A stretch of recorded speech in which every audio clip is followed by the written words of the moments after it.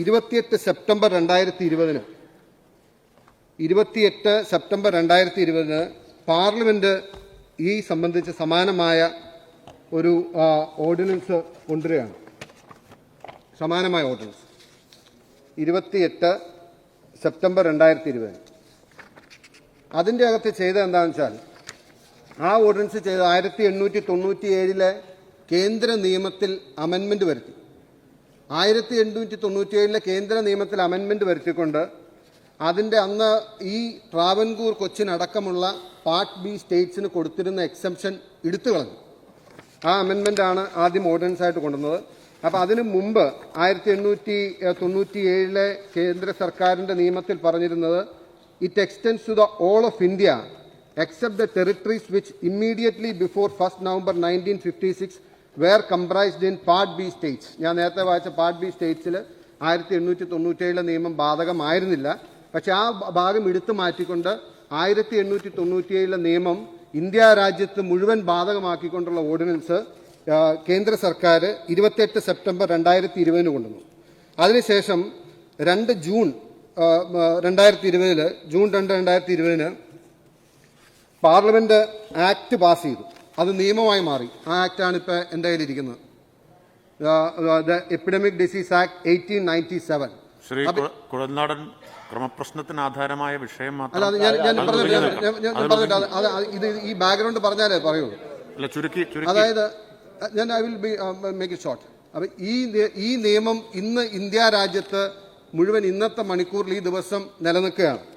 അപ്പം അതാർക്കും തർക്കമില്ല. ഇനിയിപ്പോൾ ബില്ലിലേക്ക് വന്നാൽ, ഞാൻ ബില്ലിൽ ഇങ്ങനെയൊരു നിയമം നിലനിൽക്കുകയാണ് നമ്മുടെ ഇന്നത്തെ ഈ ബില്ല് മന്ത്രി ഇവിടെ കൊണ്ടുവന്നിട്ടുള്ളത്. ഇനി ഇതിൻ്റെ നമ്മൾ ഉദ്ദേശ കാരണങ്ങളുടെ വിവരം പേജ് 5 വന്നാൽ ഈ നിയമം കൊണ്ടുവരുന്നതിനുള്ള ഒരു പശ്ചാത്തലം അതിൻ്റെ അത് പറഞ്ഞിട്ടുണ്ട്. സാംക്രമിക രോഗങ്ങൾ നിയന്ത്രിക്കുന്നതിനായി സംസ്ഥാനത്തിൻ്റെ വിവിധ മേഖലകളിൽ വെവ്വേറെ നിയമങ്ങളാണ് ഉണ്ടായിരുന്നത്. ആയത് കോവിഡ്-19 പോലുള്ള സാംക്രമിക രോഗങ്ങളെ ഒരു ഏകീകൃത രീതിയിൽ കൈകാര്യം ചെയ്യാൻ ബുദ്ധിമുട്ട് സൃഷ്ടിച്ച സാഹചര്യത്തിൽ the epidemics act 1 of Cochin act, the epidemics act 10732 of Travancore act എന്നിവ റദ്ദാക്കിക്കൊണ്ടും 1897 the epidemics act central act 3 Malabar മേഖലയിൽ പ്രാബല്യമില്ലാതാക്കിക്കൊണ്ടും സംസ്ഥാനത്തിന് മുഴുവൻ ബാധകമാവുന്ന വിധത്തിൽ ഒരു നിയമനിർമ്മാണം നടത്തുന്നതിന് സർക്കാർ തീരുമാനിച്ചു. അതായത് ഞാൻ നേരത്തെ പറഞ്ഞ ഈ മൂന്നാമത്തെ പാരാഗ്രാഫ് 1897 ഈ നിയമം ഈ നിയമം മലബാർ മേഖലയിൽ മാത്രമായി ഇല്ലാതാക്കാൻ ഈ ഹൗസിന് പറ്റുമോ? ഈ നിയമം മലബാർ മേഖലയിൽ മാത്രമായി ഇല്ലാതാക്കാൻ ഈ ലെജിസ്ലേറ്റീവ് കോമ്പിറ്റൻസി ഈ ഹൗസിനുണ്ടോ?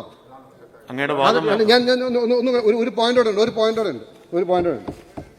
ഇനി അപ്പോൾ സ്വാഭാവികമായിട്ടും ഇത് യഥാർത്ഥത്തിൽ സംഭവിച്ചത് ഓർഡിനൻസ് ഉണ്ടാക്കുന്ന സമയത്ത് കേന്ദ്ര നിയമം ഉണ്ടായിരുന്നില്ല.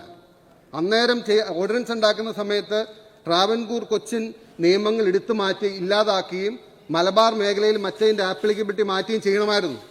അതിനുശേഷം പാർലമെന്റ് നിയമം ഉണ്ടാക്കി ഇന്ന് നിലനിൽക്കുന്ന കാര്യം സർക്കാരിന്റെ ശ്രദ്ധയിൽ വന്നിട്ടില്ല, അല്ലെങ്കിൽ അത് കവർ ചെയ്തിട്ടില്ല.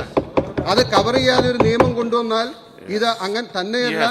ഒരു കഴിഞ്ഞില്ല legal point. Let me make it short. അത് കഴിഞ്ഞ് ഇനി പാർലമെന്റിന്റെ ഒരു നിയമം നിൽക്കുമ്പോൾ വെദർ വി ക്യാൻ ലെജിസ്ലേറ്റ്, അത് ഭരണഘടനയുടെ article 254 constitution of India, inconsistency between laws made by Parliament under Article 249 and 250 and laws made by the legislature of states.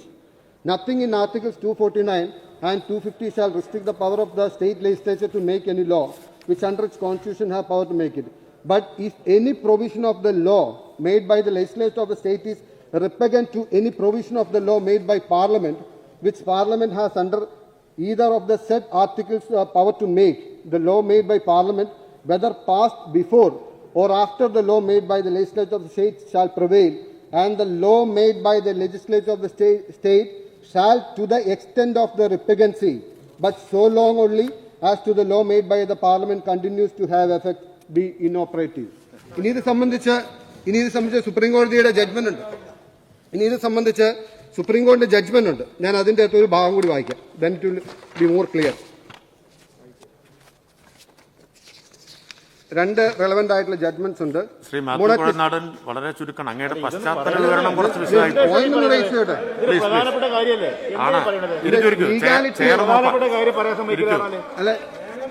അല്ലല്ല, അദ്ദേഹത്തിന് അവസരം കൊടുത്തു.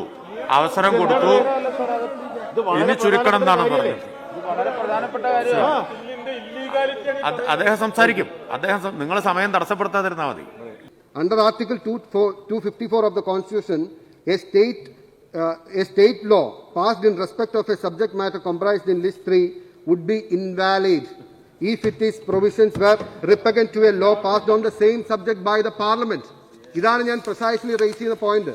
See, there is a law prevailing. ഇന്നത്തെ ദിവസം നിലനിൽക്കുന്ന ഈ നിയമത്തിന് എന്തെങ്കിലും വൈരുദ്ധ്യമുള്ള ഒരു നിയമം ഈ സഭ പാസാക്കിയാൽ ഒന്ന് അത് അൺകോൺസ്റ്റിറ്റ്യൂഷണൽ ആണ്. That will be invalid, number 1. Number 2, അറിഞ്ഞോ അറിയാതെയോ ഇന്ന് കൊണ്ടുവന്ന ഈ ബില്ലില് ഇത് മലബാർ മേഖലയിൽ മാത്രം ആപ്ലിക്കബിലിറ്റി ഇല്ല എന്ന സ്ഥിതി. അങ്ങനെ there cannot be such a situation. കാരണം നിയമം എല്ലാവർക്കും ഒന്നുപോലെ ബാധകമാണ്. മലബാർ മേഖലയിൽ മാത്രം ഇതിന്റെ ആപ്ലിക്കബിലിറ്റി ഇല്ലാതാക്കി. തന്നെ രണ്ടാമതൊരു കാര്യം, ഇന്നിപ്പോൾ ഈ ബില്ല് പാസ്സാക്കി നിയമം വന്നു എന്നിരിക്കട്ടെ, കേന്ദ്ര നിയമപ്രകാരം ഈ എപ്പിഡമിക്സ് ആക്ടിന്റെ അതിന്റെ പെനാൽറ്റി പോർഷൻ മാത്രം നോക്കിയാൽ മതി. കേന്ദ്ര നിയമപ്രകാരം അതിന്റെ പെനാൽറ്റി പറഞ്ഞിരിക്കുന്നത് സെക്ഷൻ 3ലാണ്. സെക്ഷൻ 3 പ്രകാരം പെനാൽറ്റി ഇത് ഞാൻ വായിക്കാം.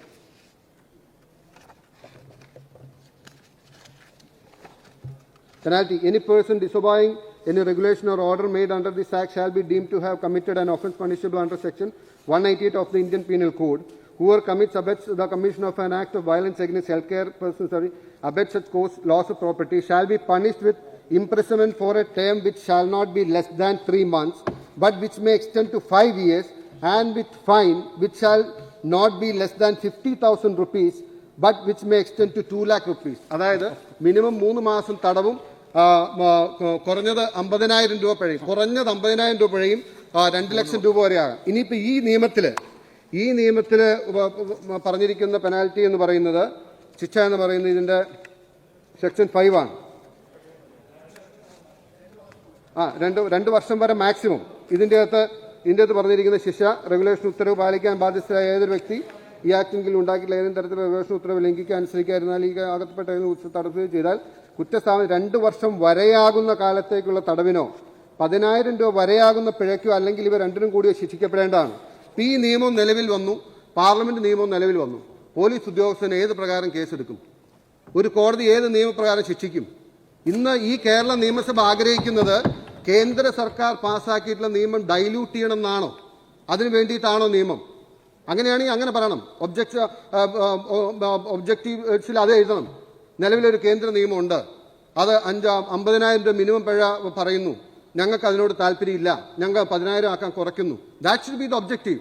Otherwise, there will be 2 parallel laws operating on the same field, which is unconstitutional. Why you refer to 1897? Statement of objectives എന്തിനു വേണ്ടിയാണ് the epidemics act, central act Malabar മേഖലയിൽ പ്രാബല്യം ഇല്ലാതാക്കി കൊണ്ടുവന്ന് ടച്ച് ചെയ്യുന്നത്? 1897 നിങ്ങൾ എന്തിനു ടച്ച് ചെയ്യുന്നു? What is your right? How can you touch on 1897 act? നിങ്ങൾ സ്റ്റേറ്റ് ലിസ്റ്റ് പ്രകാരം പുതിയ നിയമം ഉണ്ടാക്കുന്നതാണെങ്കിൽ how can you touch upon a central act, central law? Corona അല്ലെങ്കിൽ ഇതുപോലൊരു പാൻഡമിക്കിനെ കുറിച്ച്, എപ്പിഡമിക്കിനെ കുറിച്ച് നമ്മൾ സംസാരിക്കുമ്പോൾ പബ്ലിക് ഹെൽത്തിന്റെ പെർസ്പെക്റ്റീവിൽ സ്റ്റേറ്റ് ലിസ്റ്റിലാണ് ഈ നിയമം കൊണ്ടുവരുന്നതെന്ന് പറയുന്നു. അതല്ല ആർഗ്യുമെന്റ്. ഈ കൺകറന്റ് ലിസ്റ്റിലെ 7th ഷെഡ്യൂളിൽ 29 എൻട്രി ഉണ്ട്. Prevention of the extension from one state to another or infectious or contagious disease or pest affecting men, animals or plants. അതിന്റെ പെർവ്യൂവിലാണോ ഇത് വരുന്നത്? അത് പൊതുജനാരോഗ്യത്തിന്റെ പെർവ്യൂവിലാണോ വരുന്നത്? വാദം ജയിക്കാൻ വേണ്ടി വേണമെങ്കിൽ നിങ്ങൾക്ക് പറയാം ഇത് ഞങ്ങൾ പൊതുജനാരോഗ്യത്തിന്റെ പേരിലാണ് കൊണ്ടുവരുന്നത്. But there is A constitution which speaks clearly. ഈ രാജ്യത്തെ എല്ലാവരെയും രക്ഷിക്കാൻ വേണ്ടിയാണ് നമ്മൾ നിയമം ഉണ്ടാക്കുന്നത്. അല്ലാണ്ട് നമുക്കിവിടെ വാദിച്ച് ജയിച്ചതാവും. ഞാൻ പറയട്ടെ, ലെറ്റ് മീ ജസ്റ്റ് ഫിനിഷ്. ഞാൻ പറഞ്ഞു എൻട്രി 29 പ്രകാരം നമുക്കും ഉണ്ടാക്കാം. കൺകറന്റ് ലിസ്റ്റാണ്. We need to be honest. നമ്മുടെ അപ്രോച്ച് സത്യസന്ധമാവണമെന്നേ ഉള്ളൂ. We can make law that should not be repugnant to the parliament law. അതേ ഉള്ളൂ. Why can't we go for that? Why should we say we are on public health? State ഒന്ന് അവസാനിപ്പിച്ചോട്ടെ. Moreover ഇനിയിപ്പോൾ ഞങ്ങൾ state list പ്രകാരം public health പ്രകാരമാണ് ഈ നിയമം കൊണ്ടുവരുന്നത് എന്ന വാദം എടുത്താൽ തന്നെയും ഈ സ്റ്റേറ്റ് ഓഫ് ഈ ഒബ്ജക്റ്റീവ്സിൽ 1897 റെഫർ ചെയ്യാനുള്ള റൈറ്റ് എന്താണ് ഈ സഭയ്ക്ക്? 1897 ആക്ട് അത് മാറ്റാതെ ബില്ല് കൊണ്ടുവരാൻ പറ്റുമോ? സ്പീക്കർ റൂളിംഗ് പറഞ്ഞാൽ മതി. പാർലമെന്റ് നിയമം നിങ്ങൾ പാർലമെന്റിൽ 10